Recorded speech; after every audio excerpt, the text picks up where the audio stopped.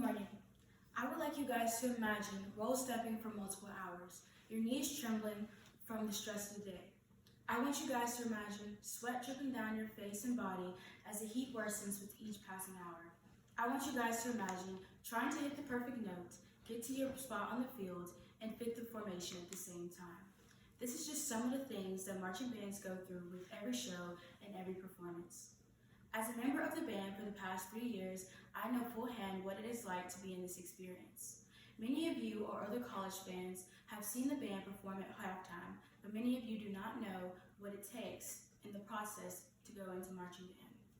Today I will be providing background on marching band. I will be discussing the definition of marching band, the history of marching band, and the skills and techniques it takes to be successful. First, before we start learning about marching band, you must know what it actually is. According to Maya Johnson from Gator News, she says that a marching band is a group of musical instrument musicians who perform outdoors and incorporate marching or other movements with music performance. Many of you have seen the figures or the shapes on the field at halftime, but that all depends on the style of the band. From Weiner Elementary website, they said there are 3 styles of bands: military, corps, and traditional. The military band has more steady, consistent steps. They walk in straight lines and have even step sizes. The corps style is a little bit more flexible. The corps style are allowed to have different size step sizes to fit the formation of their show.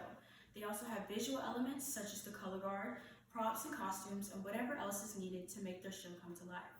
The show band, or the traditional style band, is used to keep the audience energetic during their performance.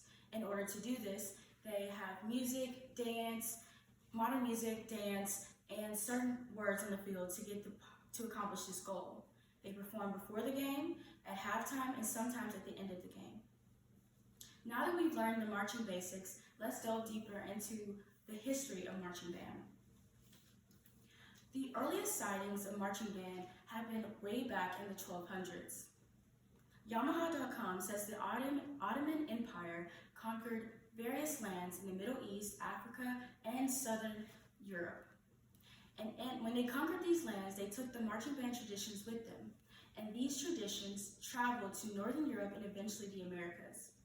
In the 18th century, during the Revolutionary era, a lot of instruments such as the fife and the drums were used for battle communication as well as music drills. Even though these were some instruments, the instruments were very limited. There was a famous composer in the 1800s named John Philip Sousa who made more instrumentation, such as the sousaphone, which is a variant of the tuba that makes it easier to march. Sousa also made a faster tempo with 120 beats per minute to 140 beats per minute instead of a slower tempo that we were used to. Even though things have changed from the past, the techniques needed for band is very necessary. Marching band is not natural and it takes discipline to achieve. The band director website elaborates on the posture needed to have good sound quality and perform well on the field. For good posture, you need shoulders back, your chin forward, and your eyes toward the tree line. Casey Goodwin from the New Hampshire bands elaborates on the different steps that you can make on the field. First, you have the roll step, which is used primarily by the horn line. And this involves you coming from the heel of your toe and projecting your weight forward to the toe. And it's providing a gliding across the field. It should look like it's gliding across the field. The backward step, you rise up on the balls of your feet and you push backwards. For the crab step, this is used primarily for the drum line, and it is used so they can maneuver without getting the drums in the way. Their legs cross, and while they're on the balls of their feet.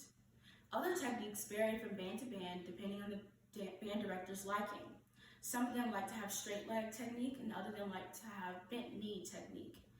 No matter what it is from each band, the universal teamwork, precision, and dedication that it takes to be a band is a very unique experience.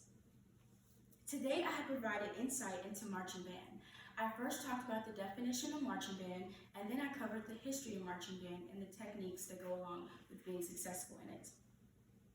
Marching band is an art form Even though it's complex, it's a very art form that we should all take into account. The precision and time shouldn't be taken lightly. I just provided small information about this topic. It is up to you, all of y'all, to learn and support marching band. Spend times at marching band competitions, stay for college halftime and watch the bands perform. Marching is something that I have experienced and I've come to love, and I hope the rest of you do too.